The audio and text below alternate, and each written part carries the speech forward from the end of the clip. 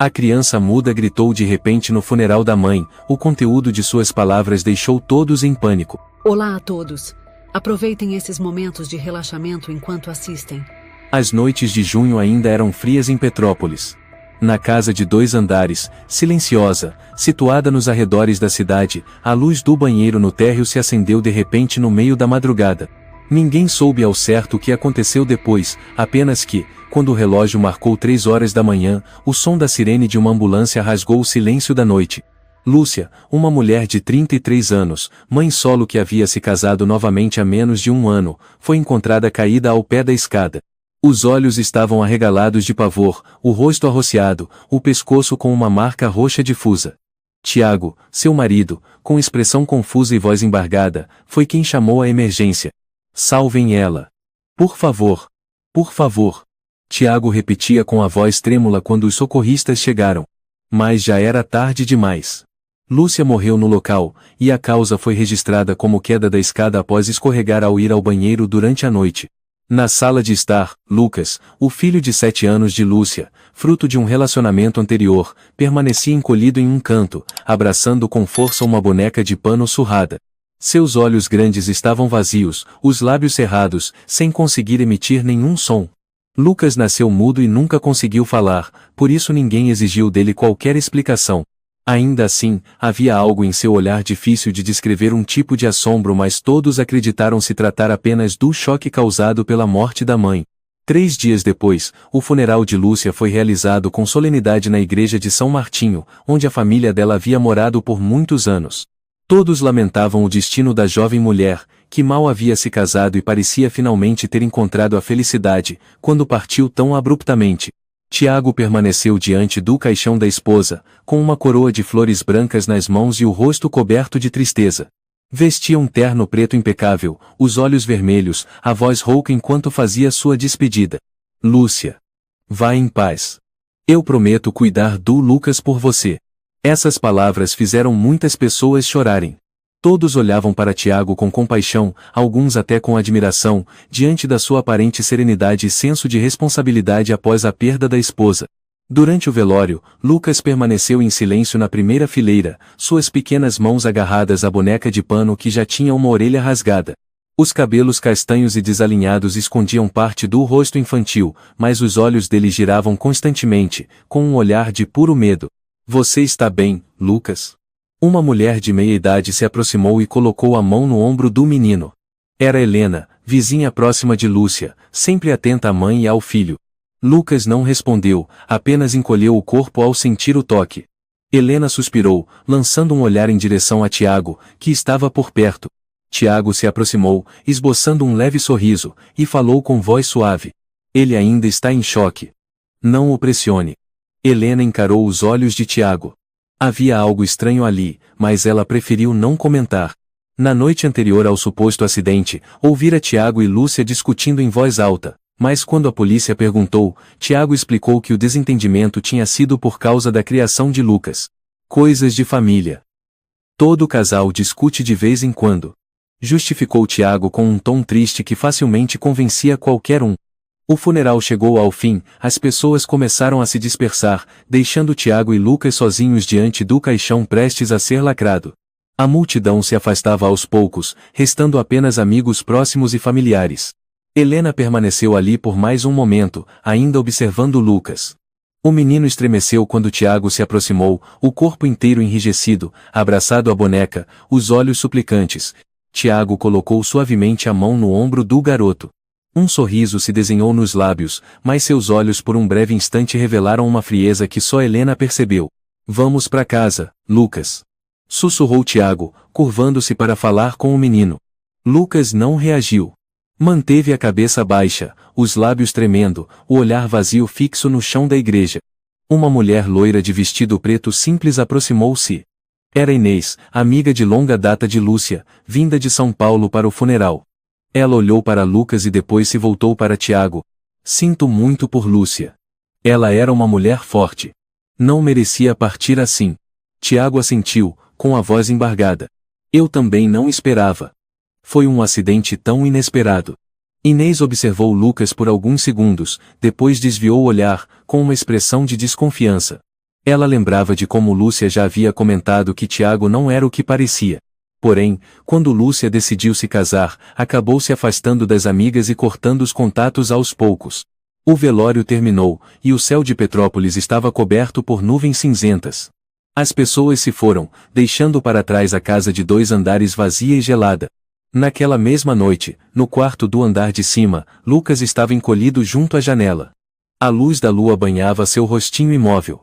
Tiago entrou no cômodo e disse com voz tranquila: "Hora de dormir. Amanhã temos que acordar cedo." Lucas não se mexeu, os olhos fixos no nada. Tiago se aproximou, curvou-se e colocou a mão grande sobre o ombro do menino. Lucas se sobressaltou, tremendo, apertando com força a boneca contra o peito. "Está com medo?" Tiago riu com desdém, a voz se tornando mais baixa. "Não precisa ter medo. Sua mãe não está mais aqui. Agora somos só eu e você." Lá fora, o vento assobiava entre as frestas da janela, emitindo um som arrepiante. Lucas ficou paralisado, os olhos arregalados de pavor olhando para Tiago, mas sem conseguir emitir som algum. "Dorme logo", disse Tiago, levantando-se. Seu olhar tornou-se novamente frio antes de deixar o quarto. A porta se fechou, e Lucas ficou ali tremendo, abraçado à boneca rasgada, as lágrimas escorrendo silenciosamente por seu rosto infantil. No andar térreo, a escada onde Lúcia teria caído ainda exibia manchas de sangue e haviam tentado limpar, mas não completamente. A casa mergulhou num silêncio sinistro, interrompido apenas pelo tic-tac do relógio e o bater do vento nas janelas. Do outro lado da rua, Helena observava tudo pela janela de sua casa. Seu olhar era de apreensão e sua mente, cheia de dúvidas. Uma semana depois do funeral de Lúcia, a casa de 2 andares em Petrópolis continuava mergulhada em uma atmosfera pesada e fria. Tiago parecia sempre ocupado, cuidando de tudo. Para os vizinhos, era admirável, um homem lidando com a dor de perder a esposa e ainda cuidando do filho dela com tanto zelo. Mas dentro daquelas paredes, a realidade era outra. Lucas quase não falava, não sorria, não se separava da velha boneca de pano. De dia, ficava parado em um canto do quarto, o olhar perdido. De noite, se escondia debaixo das cobertas ou debaixo da cama, encolhido, cada vez que ouvia passos pesados vindo da escada. Helena, a vizinha, não conseguia esconder a preocupação ao ver o estado cada vez mais abatido do menino nas raras vezes em que ele saía de casa com Tiago. Numa manhã, ela se aproximou quando viu Lucas parado no portão, abraçado à boneca, com um olhar vazio. "Lucas, o que você está desenhando?" perguntou Helena suavemente, ao notar um bloco de papel nas mãos do menino. Lucas não respondeu, mas apertou o caderninho contra o peito e, em seguida, virou lentamente algumas páginas. Os rabiscos apareceram. Um desenho de uma mulher de cabelos compridos caída ao pé da escada, com uma marca roxa no pescoço. Outro mostrava uma figura grande estrangulando essa mulher.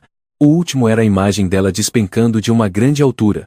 Helena ficou paralisada, lutando para manter a calma. "Lucas, querido, quem você desenhou aqui?" O menino abaixou a cabeça, os lábios se moveram levemente, mas nenhum som saiu. Os olhos marejados olhavam fixamente para os desenhos. Helena sabia muito bem que aquela era Lúcia, a mãe do menino. Nesse exato momento, Tiago saiu de casa com um sorriso cordial no rosto. "Dona Helena, bom dia." Helena se sobressaltou, apressando-se em fechar o caderno de desenhos, sorrindo de forma constrangida. "Bom dia, Tiago." Só estava perguntando ao Lucas como ele estava. Tiago se abaixou, colocando a mão sobre o ombro do menino e apertando levemente. "Ele ainda está triste. Precisa de tempo. Mas eu vou cuidar bem dele." O olhar de Helena desceu até o ombro pequeno de Lucas, que tremia levemente. Um pressentimento sombrio começou a crescer em seu coração. No dia seguinte, Helena foi até a igreja e procurou o padre Antônio, o sacerdote que havia conduzido o funeral de Lúcia. Ela relatou: "Padre Antônio, eu ouvi eles brigando. Na noite anterior à morte da Lúcia. Foi alto. Parecia que alguém estava muito bravo." Padre Antônio suspirou, acariciando a barba branca. "Infelizmente, ninguém tem provas concretas. A polícia concluiu que foi um acidente." Helena apertou as mãos, nervosa. "Mas o Lucas? O menino, eu o vi com medo do Tiago, e aqueles desenhos." O padre pensou por alguns segundos, depois disse baixinho: "Lucas é uma criança especial. Não pode falar. Mas tem uma alma muito sensível. Talvez ele tenha testemunhado algo. Do outro lado da cidade, Tiago seguia cultivando sua imagem de pai exemplar. Levava Lucas à escola, cozinhava com capricho, mantinha a casa impecável. Certa tarde, a professora de Lucas, uma jovem chamada Marta, abordou Tiago quando ele chegou para buscar o menino. Senhor Tiago. Hoje o Lucas fez mais desenhos estranhos, todos com imagens da mãe caindo da escada, depois alguém a estrangulando. Tiago sorriu sem graça, passando a mão no cabelo. Ele está só impressionado. É normal. Acabou de perder a mãe. Marta assentiu, mas seu olhar continuava inquieto. Mas os olhos dele. Há algo neles. Como se ele soubesse de alguma coisa. Mas não conseguisse expressar. Tiago apertou levemente o ombro de Lucas, e seus olhos brilharam friamente por um instante. Vou observar isso, obrigado, professora. Naquela noite, na sala de estar, Lucas estava encolhido no sofá, abraçado à boneca de pano, os olhos fixos no banheiro do térreo local onde sua mãe supostamente havia caído.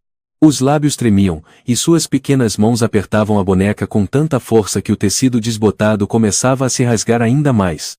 Tiago entrou fingindo preocupação. Lucas, está com fome? Vamos jantar. O menino balançou a cabeça, mantendo o olhar apavorado fixo no banheiro. Tiago franziu a testa e se aproximou, a voz controlando a irritação.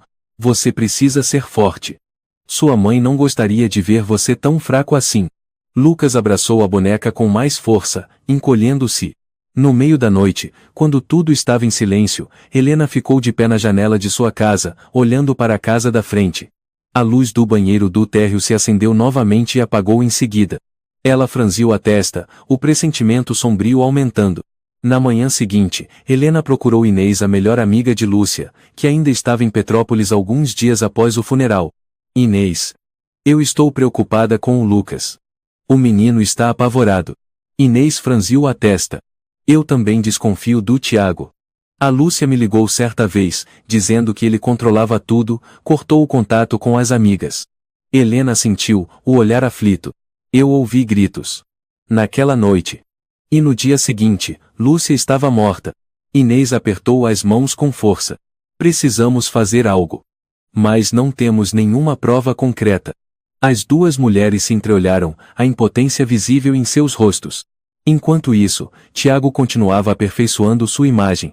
Sempre que encontrava os vizinhos, mostrava-se triste, falava da perda, do esforço de cuidar de Lucas e conquistava a compaixão de todos. O senhor Tiago é incrível. Murmurou Dona Rosa, uma vizinha, para Helena. Perdeu a esposa e ainda assim continua firme. Helena ficou em silêncio, seu olhar voltado para Lucas, que estava encolhido na janela do andar de cima, abraçado à boneca, o rosto pálido e os olhos cheios de medo. Naquela noite, Lucas folheou silenciosamente o caderno de desenhos e continuou a rabiscar imagens aterrorizantes. A mãe caindo de um lugar alto, um homem estrangulando, uma sombra cobrindo tudo. O menino tremia, os lábios se moviam. Mamãe. Eu não consigo falar. Uma lágrima silenciosa escorreu por seu rosto infantil quando o som dos passos pesados de Tiago ecoou na escada. 2 semanas se passaram desde aquela noite fatídica, mas a sombra da morte de Lúcia ainda pairava sobre a pequena casa em Petrópolis. As pessoas começaram a comentar mais, velhas histórias ressurgiam, e segredos que pareciam enterrados começaram a vazar pelas bocas dos que conheceram o casal. Em uma cafeteria na esquina, Helena se encontrava com Inês, segurando com força uma xícara de chá quente, a voz baixa. Inês, você chegou a perceber a mudança em Lúcia, depois que ela se casou com Tiago? Inês suspirou, o olhar perdido na janela. Sim. Lúcia era alegre e espontânea, adorava piqueniques, ver as amigas. Mas depois que casou com Tiago, ela praticamente cortou todos os laços. Helena assentiu, o rosto expressando concordância. Eu notei também. Antes, todo sábado à tarde, ela levava o Lucas ao parque, ele era quieto, mas sorria bastante. Ultimamente, nem se via mais os dois. Inês abriu delicadamente um diário antigo de Lúcia, que havia conseguido salvar quando a amiga lhe enviou algumas páginas antes de morrer. As letras estavam apressadas, quase trêmulas. Eu já não me reconheço. Cada dia é um peso. Tenho medo daquela casa, do olhar do Tiago, medo da escuridão. Helena leu por cima, a mão tremendo. Meu Deus! A Lúcia estava mesmo tão desesperada. Inês apertou o caderno com força, os olhos marejados. Eu tentei aconselhá-la. Mas a Lúcia dizia que o Tiago era muito habilidoso diante dos outros, que se o deixasse, ela temia pelo Lucas, porque o menino não podia falar, não podia se defender. Helena apertou as mãos com força, os olhos tomados por preocupação. Se isso for verdade, então a morte da Lúcia não foi um simples acidente. Ao mesmo tempo, na delegacia local, o inspetor-chefe Jorge revisava o dossiê de Tiago. Um homem de meia idade, cabelos grisalhos, olhos afiados percorriam cada página. Ele já teve uma esposa antes da Lúcia. A mulher desapareceu depois do divórcio, o registro diz que ela foi morar no exterior, informou o jovem policial Miguel. Jorge franziu a testa. Endereço final? Miguel folheou o arquivo. Rio de Janeiro. Depois disso, nenhum contato. Ninguém conseguiu confirmar se ela realmente saiu do país. Jorge bateu levemente a caneta na mesa, o olhar pensativo. Um homem cuja esposa desaparece misteriosamente. Depois se casa de novo, e a nova esposa morre de forma suspeita. Coincidência demais. Miguel hesitou. Mas, chefe. O laudo forense concluiu que a Lúcia morreu por traumatismo craniano, sem sinais claros de violência externa. Jorge ponderou. Sem sinais claros não significa ausência total. Precisamos de mais provas. Enquanto isso, Tiago seguia interpretando o papel do marido exemplar. Estava sempre presente diante dos vizinhos, cozinhava, levava e buscava Lucas, limpava a casa.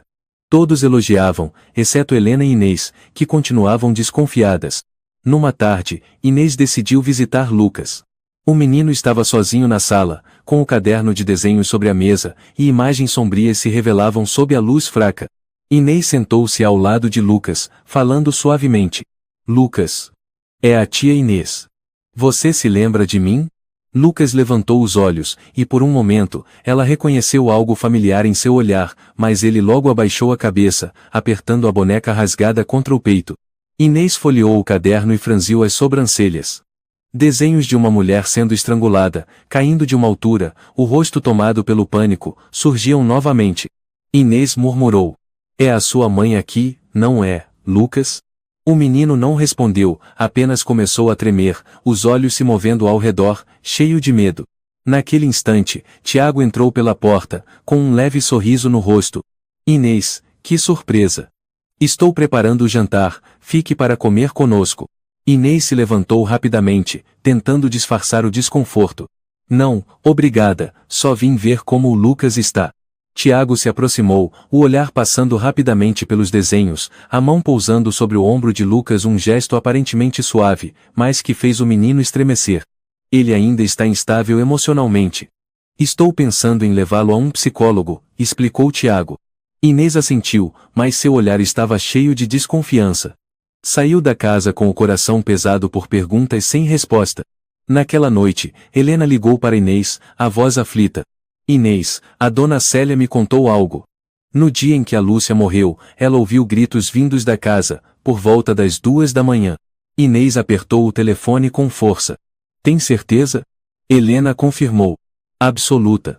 Ela disse que ouviu algo pesado caindo na escada. E depois, silêncio total. Inês respirou fundo, o sentimento de suspeita só aumentava dentro dela. No dia seguinte, na delegacia, Helena e Inês encontraram-se com Jorge. Contaram suas suspeitas, entregaram o diário de Lúcia e relataram o que ouviram dos vizinhos. Jorge refletiu. O que vocês disseram é realmente importante. Mas para reabrirmos o caso, precisamos de provas concretas. Helena. Desapontada. Estamos preocupadas com o Lucas.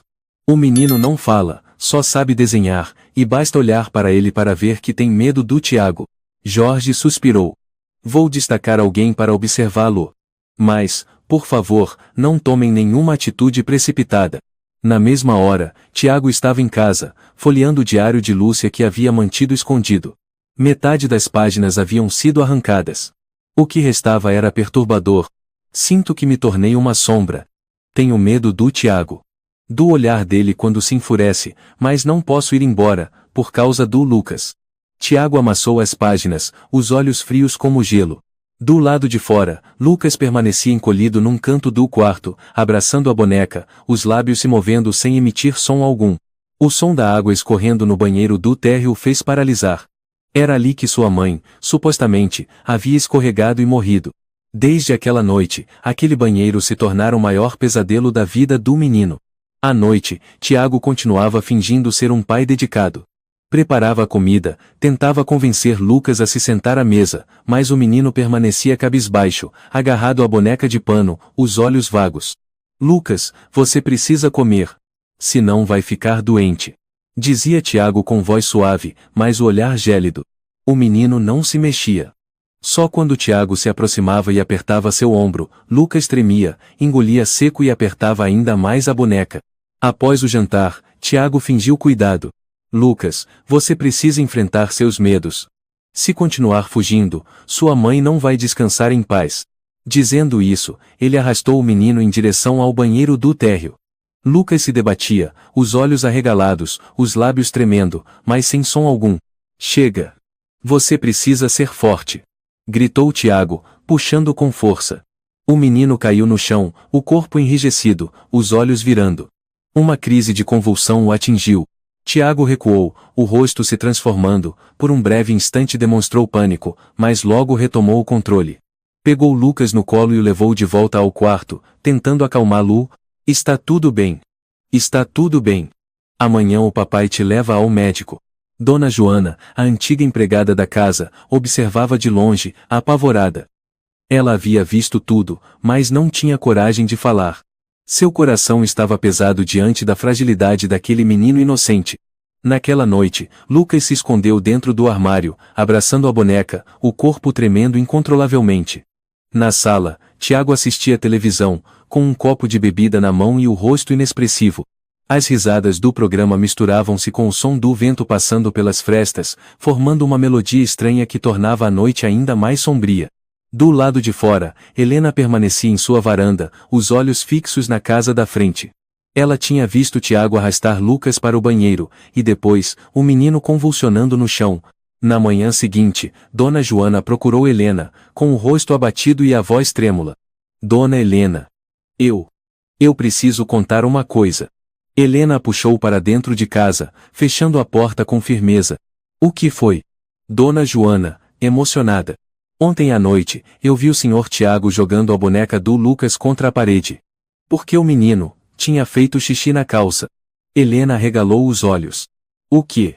Como ele teve coragem? Dona Joana apertou os punhos. Eu também vi. Ele puxando a Lúcia até perto da escada, pareciam discutir, e depois, ela caiu. Helena, em choque. Você tem certeza disso? Dona Joana suspirou, a voz carregada de arrependimento. Na hora, eu fiquei com muito medo. Só observei de longe, não vi os detalhes, mas vi ele segurando o braço da Lúcia com força. Ela gritou. E depois? Estava caída, imóvel, ao pé da escada. Helena franziu o senho. Se você contar isso, a polícia vai reabrir o caso. Dona Joana estava com os olhos marejados. Mas eu não tenho provas concretas. O Sr. Tiago vai negar tudo. Enquanto isso, na delegacia, Jorge voltava a analisar o dossiê do caso. O laudo forense inicial apontava traumatismo craniano devido à queda, sem sinais claros de violência. No entanto, essa conclusão começava a ser cada vez mais questionada. O jovem policial, Miguel, entrou, trazendo um relatório. A perícia não encontrou evidência de agressão direta, só algumas marcas roxas no pescoço da vítima. Eles disseram que podem ter sido causadas pela queda. Jorge balançou a cabeça. Ou por estrangulamento antes de ser empurrada escada abaixo. Miguel hesitou. Ninguém viu nada. A câmera próxima só registrou a luz sendo acesa às 2:12 da manhã. Não dá para ver quem era. Nem o que aconteceu. Jorge refletiu. Há casos que exigem paciência. Precisamos esperar o momento certo. Naquela noite, Helena contou a Inês tudo o que Joana havia revelado. Inês estava indignada. O Lucas não pode continuar vivendo nesse medo constante. Helena concordou. Precisamos protegê-lo. Mas temos que ter provas. Enquanto isso, Tiago continuava encenando o papel de pai dedicado. Levava Lucas à escola, sorria para os vizinhos, fingia uma vida normal. Na escola, a professora Marta recebeu Lucas e percebeu que o menino estava cada vez mais abatido, o olhar perdido, o rosto pálido. Senhor Tiago. O Lucas. Não parece nada bem. Comentou Marta, preocupada. Tiago suspirou. Ele ainda está em choque pela perda da mãe. Estou fazendo o possível. Marta observou Lucas, tomada por suspeitas, mas sem saber o que fazer. Naquela noite, Tiago voltou a arrastar Lucas até próximo da escada. Você precisa ser forte. Não pode ter medo disso. Entendeu? Lucas recuou, os olhos arregalados de pavor, apertando a boneca com as mãos trêmulas. Tiago gritou. Vai. Você não pode ser fraco assim o tempo todo. Lucas resistiu, o corpo encolhido no chão, as lágrimas escorrendo pelo rosto, os lábios tremendo sem emitir som algum. Dona Joana observava de longe, o coração partido, os olhos marejados. Naquela noite, mais uma vez, Lucas se escondeu dentro do guarda-roupa, abraçado à boneca, murmurando sem voz. Mamãe. Me ajuda, eu não consigo falar. Lá fora, o vento uivava, as janelas rangiam como um lamento vindo da escuridão. O segundo funeral foi realizado depois que a família de Lúcia decidiu transferir o corpo dela para o cemitério familiar nos arredores de Petrópolis. Os parentes maternos queriam cumprir os rituais tradicionais e, no fundo, queriam se despedir dela uma última vez. A atmosfera na igreja de São Martinho era sombria e pesada. Coroas de flores brancas alinhavam os corredores. Familiares e amigos chegavam em silêncio para prestar suas homenagens. Helena e Inês estavam entre os primeiros a chegar, o olhar preocupado voltado para Lucas. O menino estava encolhido na primeira fileira, abraçado à boneca de pano rasgada, o olhar fixo no caixão posicionado ao centro da igreja. Tiago apareceu trajando um terno preto impecável, cabelos penteados, expressão de tristeza no rosto, a imagem de um homem dedicado, lidando com a maior perda de sua vida. Ele se aproximou, segurando um buquê de flores brancas, e se curvou para deixá-las ao lado do caixão. Descanse em paz, meu amor. Eu vou cuidar do Lucas por você. Disse ele, em voz alta o suficiente para todos ouvirem. Algumas pessoas choraram nos bancos de trás. Todos lamentavam pelo homem que, além de perder a esposa, ainda tinha que criar sozinho um menino com deficiência. Helena apertou a mão de Inês e sussurrou. Olhe para o Lucas. Ele está apavorado com o Tiago. Inês assentiu, os olhos fixos no menino. Lucas permanecia calado, o olhar vazio, o corpo tremendo levemente. O padre Antônio subiu ao altar, e sua voz grave ecoou pela igreja. Hoje nos despedimos de Lúcia, mãe, filha, esposa que nos deixou de forma repentina. Que sua alma encontre paz junto de Deus. O público abaixou a cabeça, murmurando preces. No momento em que os funcionários do serviço funerário começaram a fechar o caixão, o ambiente ficou em suspenso. Do nada, Lucas se levantou bruscamente, o corpo inteiro tremendo, os olhos arregalados de pânico. Mamãe! Mamãe! Balbuciou ele, em uma voz fraca, mas audível pela primeira vez em dias. Inês arregalou os olhos, espantada. Ele falou. Tiago se aproximou, inclinando-se para agarrar o menino. Calma, filho. Sua mãe está em paz. Mas foi nesse instante que Lucas gritou, a voz explodindo como um raio dentro da igreja. Foi ele. Ele matou a mamãe. Ele estrangulou ela. A igreja inteira ficou em silêncio absoluto. Murmúrios se espalharam. Todos os olhares se voltaram para Tiago. Algumas mulheres começaram a chorar, homens franziram a testa desconfiados. Helena levantou-se num sobressalto, o rosto tomado pelo espanto e pela dor. Lucas. Você falou.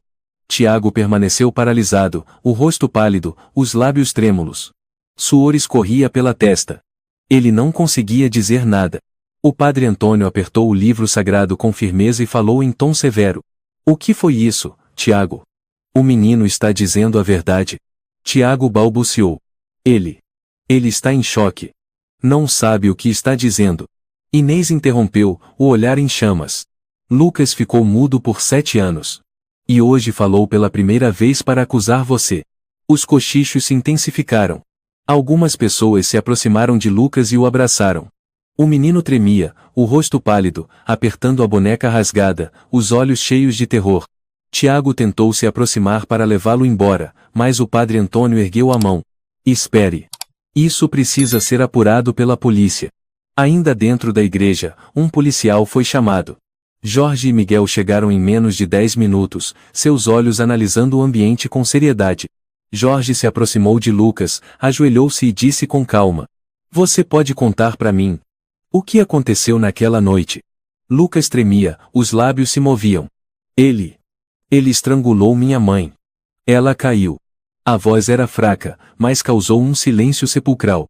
Jorge encarou Tiago, o tom firme. "Vamos reabrir a investigação." Tiago tentava manter a compostura, um sorriso nervoso no rosto. "O menino está traumatizado. Perdeu a mãe. Está confuso. Eu não o culpo." Miguel, ao lado, com olhar desconfiado, murmurou ao chefe: "Chefe, deveríamos levá-lo para a delegacia agora." Jorge assentiu. "Levem também o menino. Precisamos do depoimento completo." Do lado de fora da igreja, a notícia se espalhava rapidamente. Os jornais locais estampavam manchetes impactantes. Menino mudo acusa padrasto de matar a mãe durante o funeral. A morte de Lúcia. Acidente ou assassinato? A imagem de Lucas, com olhos assustados e abraçado à boneca de pano, circulava por todos os jornais e redes sociais. Na delegacia, Tiago foi detido para prestar depoimento. Sentado diante de Jorge, ainda tentava parecer calmo. Jorge falou com frieza: "Sabe por que estamos reabrindo o caso, não sabe?" Tiago deu de ombros. "Só por causa da fala de uma criança muda que acabou de passar por um trauma psicológico?" Miguel interrompeu. "O menino não falou por 7 anos. E hoje, a primeira coisa que disse foi para acusar o senhor." Tiago cerrou os punhos, o rosto empalideceu por um instante, mas logo retomou a compostura. "Eu amava a Lúcia. Eu nunca faria mal a ela." Jorge assentiu, o olhar afiado. "Nós vamos revisar tudo. Câmeras, diário, testemunhas. Se você for inocente, não tem com o que se preocupar." Tiago sorriu com desdém, os olhos faiscando. "Não tenho nada a temer." Naquela noite, Helena abraçava Lucas na sala de sua casa. O menino se encolhia em seu colo, os olhos cheios de medo, apertando a boneca de pano, e sussurrava em voz entrecortada: "Mamãe.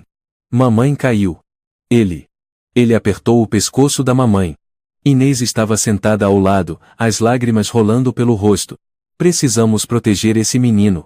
Não podemos deixá-lo voltar para casa com o Tiago."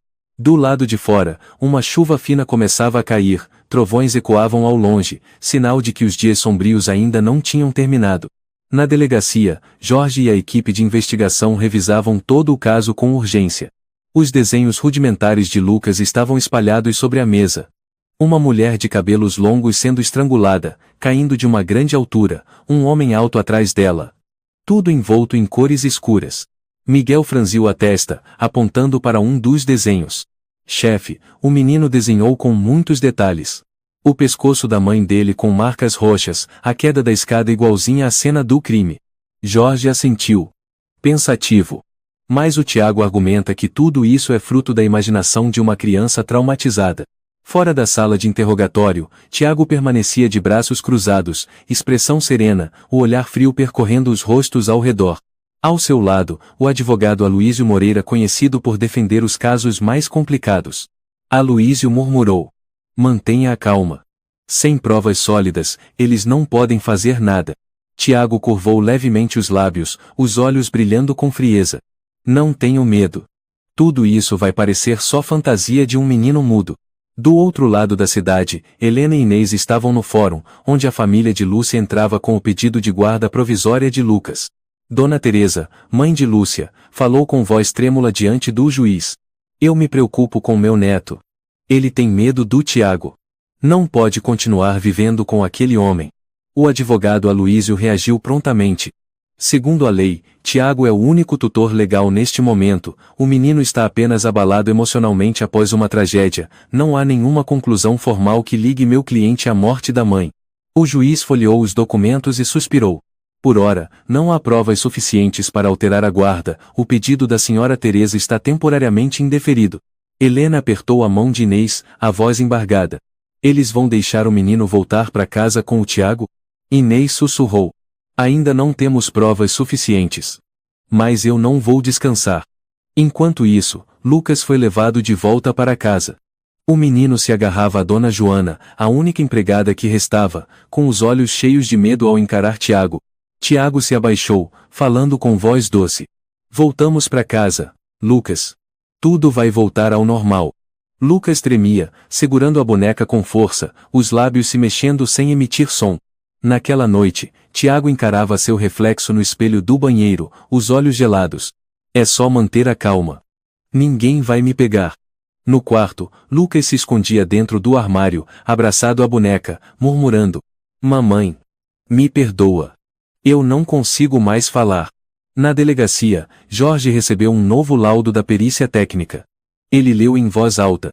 A queda da vítima apresenta inconsistências.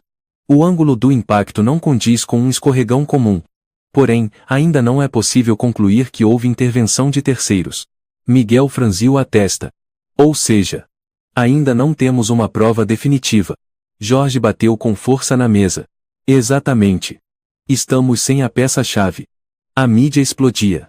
Programas de televisão debatiam o caso, convidavam psicólogos, advogados, analistas. O trauma de Lucas compromete sua credibilidade. Tiago, marido exemplar ou assassino frio? Nas redes sociais, o público se dividia. Uma parte acreditava que Lucas apenas fantasiava após o trauma. A outra sustentava que o menino tinha visto tudo, mas só agora conseguira falar por puro desespero. Na escola, Lucas continuava sendo evitado pelas outras crianças. Alguns cochichavam atrás dele. É o menino que acusou o padrasto. Dizem que ele era mudo e agora fala. Deve ser coisa de fantasma. Lucas abaixava a cabeça, as lágrimas escorrendo silenciosamente, as mãos pequenas apertando a boneca até rasgar mais ainda o tecido. A professora Marta se aproximou e tocou de leve seu ombro. Não tenha medo, Lucas. A professora acredita em você. No canto escuro do corredor, Tiago observava à distância, o olhar gelado, os lábios se curvando num sorriso maligno. Do lado de fora da escola, Helena e Inês aguardavam, os olhos seguindo Lucas. Inês murmurou: Olha para ele. O menino está apavorado. Helena apertou os punhos. Temos que fazer alguma coisa antes que seja tarde demais. Naquela mesma noite, Tiago foi novamente intimado à delegacia. Na sala de interrogatório, Jorge olhou diretamente em seus olhos. Sabe por que ainda não conseguimos te acusar formalmente? Tiago sorriu com arrogância. Porque vocês só têm o que uma criança disse e uns rabiscos mal feitos. Jorge assentiu. É verdade. Mas a verdade sempre encontra um jeito de vir à tona. E eu não acredito que ela possa ser escondida para sempre. Do lado de fora, Helena, Inês e Dona Teresa continuavam reunindo provas. Iam de casa em casa, conversando com os vizinhos. Dona Célia, que morava perto da casa de Lúcia, contou. Vi a luz acender depois das 2 da manhã no dia que a Lúcia morreu, e ouvi gritos. Helena perguntou aflita. A senhora tem certeza? Dona Célia confirmou. Absoluta. Vi até uma sombra passando pela janela. Na delegacia, Miguel revisava as imagens da câmera de segurança da mercearia próxima. As imagens estavam borradas, mas era possível ver a luz se acendendo às 2h12 e a silhueta de um homem. Miguel suspirou. Ainda não é o suficiente para concluir nada. Jorge franziu o senho. Temos que ir até o fim. Cada detalhe conta. De volta à casa, Tiago seguia fingindo ser um pai dedicado. Sentou-se ao lado de Lucas, alisou seus cabelos. Você precisa ser forte. Sua mãe não gostaria de ver você assim. Lucas tremia, os olhos cheios de pavor, murmurando. Desculpa, mamãe, eu não consigo mais falar. A noite caiu sobre Petrópolis, o céu escuro, o vento uivando pelas frestas, anunciando que os dias sombrios ainda não tinham acabado. Na manhã seguinte, uma neblina pesada pairava sobre a delegacia de Petrópolis. A imprensa se aglomerava em frente aos portões, repórteres disputavam espaço, os flashes das câmeras disparavam sem parar. Dentro da sala de interrogatório, Tiago estava de braços cruzados, com um semblante completamente diferente. Já não era mais o viúvo enlutado agora, exibia frieza, sarcasmo e um olhar desafiador. Jorge colocou o dossiê sobre a mesa, sua voz era lenta e firme. Você sabe, Tiago. Aos poucos estamos montando o quebra-cabeça completo, as marcas roxas no pescoço da Lúcia, os testemunhos dos vizinhos, os desenhos do Lucas. Tiago deu de ombros, o olhar debochado. Tudo isso é suposição. Vocês não têm nada de concreto. Miguel, ao lado, não conseguia esconder o incômodo. Você acha que é tão bom assim em esconder tudo, não é? Tiago sorriu de canto, o olhar cortante. Vai demorar muito até vocês terem algo que realmente me incrimine. Nesse momento, Dona Joana, a empregada, foi chamada para depor. Sentou-se de frente para Jorge, a voz tremendo. Eu vi o Sr. Tiago puxar a Lúcia até perto da escada. Eles discutiam. Eu fiquei com tanto medo que não consegui intervir. Jorge franziu a testa. A senhora tem certeza de que eles estavam discutindo? Dona Joana assentiu, a voz embargada. A Lúcia implorava. E então? Eu ouvi um barulho forte de queda. Depois disso, ela não se levantou mais. Miguel perguntou. A senhora chegou a ver o Tiago agindo com violência física? Dona Joana baixou a cabeça, as lágrimas escorrendo. Eu estava longe. Não tive coragem de me aproximar, mas vi ele segurando a Lúcia com força. Jorge suspirou, o tom de voz mais grave. O depoimento da senhora é uma pista importante, mas ainda não é suficiente. Na cena do crime, a equipe técnica revisava as imagens da câmera de segurança da loja em frente. As imagens eram borradas, mostrando apenas a luz se acendendo às 2h da manhã e a silhueta de um homem passando pela janela, seguida de silêncio absoluto. Um técnico balançou a cabeça. As imagens estão ruins demais. Impossível identificar com clareza. Jorge bufou, frustrado. Parece que tudo está jogando contra nós. Enquanto isso, Helena e Inês continuavam investigando por conta própria. Elas foram até a casa de Ana, antiga amiga de Lúcia, com quem ela era próxima antes de se casar com Tiago. Ana abriu a porta com um olhar cansado. Eu sei o que está acontecendo. A Lúcia me contou algumas coisas. Helena perguntou. Aflita. O que ela disse? Ana mostrou um pequeno caderno, com algumas páginas rasgadas. É o diário da Lúcia. Ela me mandou cópias de algumas páginas, dizia que o Tiago não era como parecia, que ele controlava tudo, e que o Lucas começou a ter medo do escuro. Inês forreva as páginas, onde letras trêmulas apareciam. Eu vivo com medo. O Tiago está cada vez mais assustador. Não tenho coragem de ir embora, por causa do Lucas. Helena estremeceu. Meu Deus. E mesmo assim disseram que foi só um acidente. Ana apertou os punhos. Eu avisei a Lúcia. Mas ela se preocupava demais com o filho, porque ele é mudo, não consegue se defender. De volta à rotina, Tiago continuava agindo com aparente normalidade. Foi buscar Lucas na escola, com um sorriso falso no rosto. O menino estava encolhido perto do portão, o olhar apavorado, tremendo da cabeça aos pés. Quando viu Tiago à distância, empalideceu, as pernas bambearam, e ele acabou urinando nas calças, em meio a lágrimas silenciosas. A professora Marta correu até ele, abraçando-o. O que foi, meu amor? Calma. Tiago se aproximou, o olhar frio escondido por trás do sorriso. Meu sobrinho ainda não está bem. Eu vou levá-lo para casa. Marta viu Lucas se encolher, os olhos suplicantes, os lábios se mexendo sem emitir som algum. O medo estampado em seu rostinho era evidente. Naquela noite, Lucas se escondeu dentro do armário, abraçando com força sua boneca rasgada, murmurando. Mamãe. Eu não consigo mais falar. Me perdoa. Lá fora, a chuva batia forte contra as janelas, o vento assobiava por entre as frestas. A casa estava mergulhada na escuridão, iluminada apenas por uma luz amarela fraca na sala. Tiago estava sentado no sofá, servindo-se de um copo de bebida, olhando fixamente para o vazio, com um sorriso torto nos lábios. Eu disse que ninguém vai me pegar. Enquanto isso, Jorge observava a noite através da janela do seu escritório, o olhar pensativo. Só mais um pouco. Eu ainda vou desmascarar esse homem. Miguel entrou, falando baixo. Chefe. Com a nova tecnologia, talvez a gente consiga clarear as imagens da câmera, só precisamos de tempo. Jorge assentiu com firmeza. Não podemos deixar o Tiago escapar por mais tempo. Na casa de Helena, Inês abraçava Lucas, que ela havia trazido escondido. Seu olhar era de pura preocupação. Aqui você está seguro. Não vamos deixar ele te machucar de novo. Lucas tremia, abraçado à boneca, o olhar ainda tomado de pavor. A notícia sobre a morte de Lúcia e as acusações feitas por seu filho de 7 anos chocaram não apenas Petrópolis, mas se espalharam por todo o Brasil. A pressão pública aumentava, forçando as autoridades a transferirem o caso para uma equipe especial de investigação em São Paulo. Foi criada uma força-tarefa liderada pela experiente delegada Carla Moreira, conhecida como a Dama de Ferro da Polícia. Logo pela manhã, Carla chegou à casa de 2 andares onde Lúcia morreu.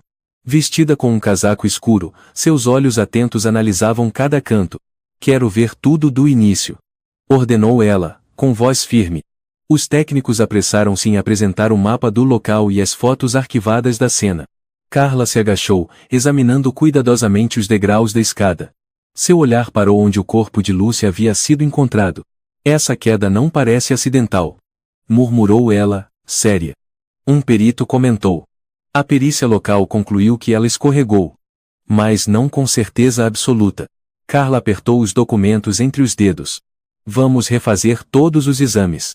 No Instituto Forense, a equipe especializada de São Paulo iniciou uma nova análise. O jovem médico legista Ricardo apontou. Delegada, este é o tecido da região cervical, sob luz fluorescente, detectamos marcas típicas de estrangulamento feitas por uma mão direita, não são hematomas de impacto acidental. Carla assentiu, o rosto severo. Verifiquem as impressões digitais sobre a pele. Horas depois, o laudo final chegou. Uma impressão digital tênue, mais legível, no pescoço de Lúcia, coincidia perfeitamente com a de Tiago, comprovada por tecnologia avançada. Carla segurou o relatório, a voz grave. Está confirmado. Houve agressão antes da queda.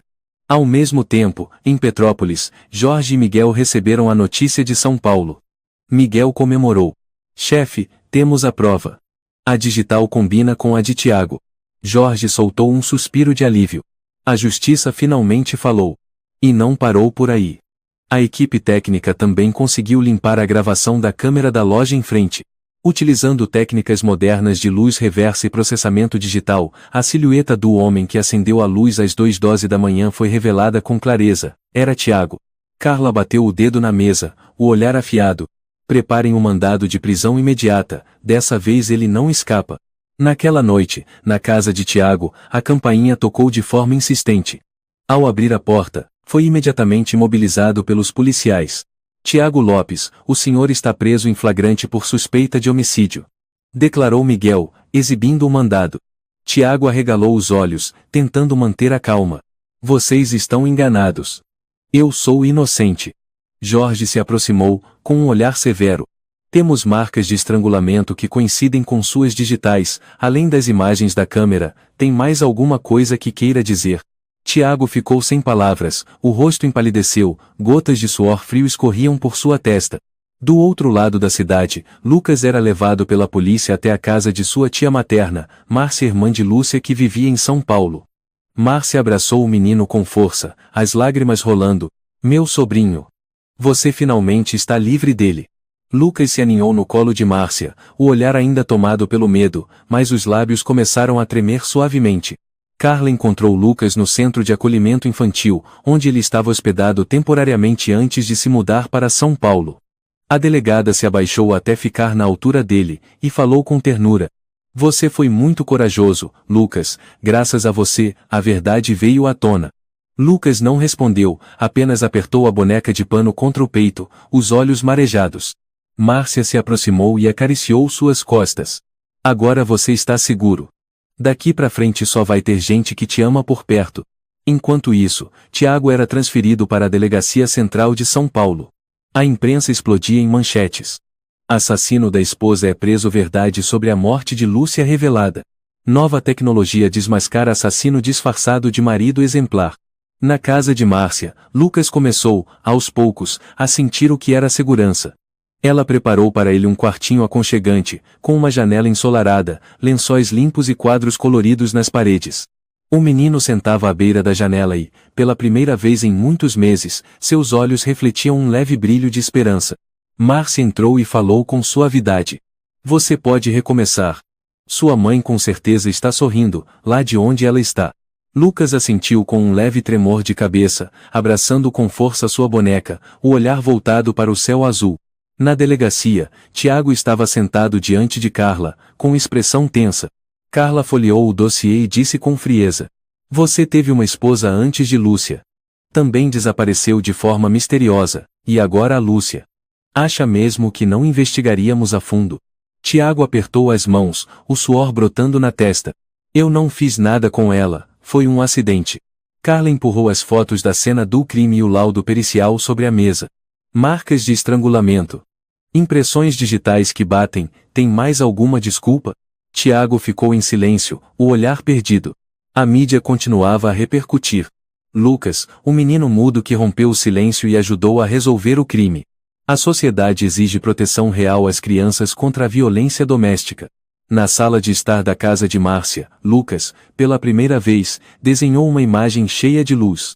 No desenho, ele aparecia em um campo verde, o céu azul, e sua mãe Lúcia ao lado, sorrindo com doçura. Márcia olhou o desenho e chorou. Você está voltando. Tudo vai melhorar. No mês seguinte, a vida de Lucas mudou completamente. O juiz concedeu à família materna a guarda provisória, e ele passou a viver oficialmente com a tia Márcia em São Paulo. Tiago foi preso sem direito à fiança, aguardando julgamento por homicídio doloso. Nos primeiros dias, Lucas ainda era como uma sombra. Calado, olhar esquivo, sempre agarrado à velha boneca. Mas naquele novo lar, o pequeno apartamento de Márcia, não havia gritos, nem passos pesados no meio da noite. Pela primeira vez em muito tempo, Lucas começou a sentir algo esquecido. Segurança. Márcia ficava ao lado do sobrinho a cada instante. Todas as manhãs, ela segurava a mão de Lucas e o levava até a varanda ensolarada, mostrando os pardais, as nuvens brancas no céu. Lucas, aqui somos só eu e você. Ninguém mais vai te assustar. Ela sussurrava como uma canção de ninar. Lucas não falava, mas seu olhar começava a suavizar, os ombros pequenos deixavam de ficar tão encolhidos. Ao mesmo tempo, ele começou a frequentar um centro de tratamento psicológico para crianças traumatizadas. O responsável era o Dr. Samuel Oliveira, especialista em psicologia infantil e mutismo seletivo. No primeiro encontro, o Dr. Samuel sentou-se em frente a Lucas, com folhas em branco e lápis de cor sobre a mesa. Você pode desenhar o que quiser, Lucas, este é um lugar seguro. Ninguém vai forçar você a falar. Disse ele com voz serena. Lucas ficou imóvel por um tempo, depois pegou o lápis e começou a desenhar. Os primeiros desenhos ainda mostravam a mãe sendo estrangulada, a figura de um homem imponente, uma escada envolta em escuridão. Márcia observava com o coração apertado, mas o Dr. Samuel assentiu. Está tudo bem. Esse é o primeiro passo da liberação emocional. Com o tempo, os desenhos vão mudar. E de fato, dia após dia, as cores nas imagens de Lucas começaram a clarear. Os tons escuros deram lugar ao sol, à grama, ao sorriso da mãe. Numa manhã de início de verão, Márcia levou Lucas ao parque do bairro. A luz suave do sol passava entre as folhas verdes, os pássaros cantavam. Lucas caminhava ao lado dela, segurando sua boneca agora cuidadosamente costurada por Márcia. A orelha rasgada havia sido remendada com uma linha vermelha, o sinal do passado já não era mais tão visível como as feridas que começavam a cicatrizar. Sentada num banco de pedra, Márcia colocou Lucas no colo e alisou seus cabelos bagunçados. Lucas, você sabia? Sua mãe está lá em cima, te olhando com orgulho, porque você foi muito corajoso. Lucas ergueu os olhos para o céu. Seus lábios tremeram, os olhos marejados. Depois de um longo silêncio, ele apertou a mão de Márcia, e como um milagre, sua voz suave ecoou no ar. Dinda. A mamãe está feliz agora. Márcia ficou imóvel por um segundo. As lágrimas caíram sem controle. Tremendo, ela abraçou Lucas com força. Sim, meu amor, sua mãe está feliz, e você também vai ser feliz. Foi a primeira frase que Lucas pronunciou desde o traumático funeral. A voz ainda era fraca, mas clara como um sininho de verão, trazendo consigo a esperança que a família tanto esperava. A partir desse dia, tudo começou a mudar. Lucas passou a falar mais. Ainda não com fluência, mas o suficiente para expressar sentimentos. Ele sorria quando Márcia fazia piadas, chamava Dinda. Quando queria colo, e pouco a pouco começou a contar o que lembrava daquela noite fatídica. Márcia registrava tudo e entregava ao advogado da família como provas adicionais para o julgamento. 3 meses depois, o julgamento de Tiago começou oficialmente em São Paulo. Todo o Brasil acompanhava o caso. As principais redes de notícias estamparam: julgamento de Tiago Lopes por homicídio doloso começa hoje. Lucas, o menino que foi a chave para desvendar o crime que comoveu o país. No tribunal, Tiago já não exibia o ar confiante. Estava cabisbaixo, visivelmente abatido, magro, transformado pelos meses de prisão. O advogado Aloísio ainda tentou defendê-lo, alegando falta de provas diretas e que os desenhos e palavras de uma criança não tinham peso legal. Mas diante do laudo pericial das digitais, dos testemunhos de Joana, Helena, Inês e sobretudo, de Lucas, a verdade veio à tona. Márcia sentou-se com Lucas nos braços na fileira da família. Abraçou-o com força enquanto o juiz proferia a sentença. O réu, Tiago Lopes, é condenado à prisão perpétua sem direito à apelação, e perde todos os direitos de guarda sobre Lucas. A sala explodiu em aplausos. Helena, Inês, Dona Joana e a mãe de Lúcia choravam de emoção. Do lado de fora, jornalistas cercaram Lucas e Márcia, mas a polícia garantiu a saída segura dos dois. No carro a caminho de casa, Lucas olhava pela janela, observando as ruas movimentadas de São Paulo, banhadas por um sol dourado.